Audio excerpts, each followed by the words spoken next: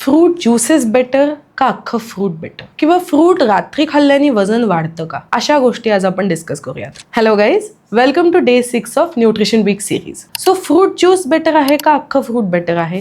नक्कीच अख्खं fruit better आहे. कारण जेव्हा आपण ते ग्राइंड करतो तेव्हा त्याच्यातलं पूर्ण फायबर लॉस होतो, पूर्ण व्हायटॅमिन्सचा लॉस होतो. सो तुमच्या बॉडीला फ्रूट ज्युसेसमध्ये काय मिळतंय? Empty calories, no nutrition. So नरिशमेंटसाठी whole fruit is always better.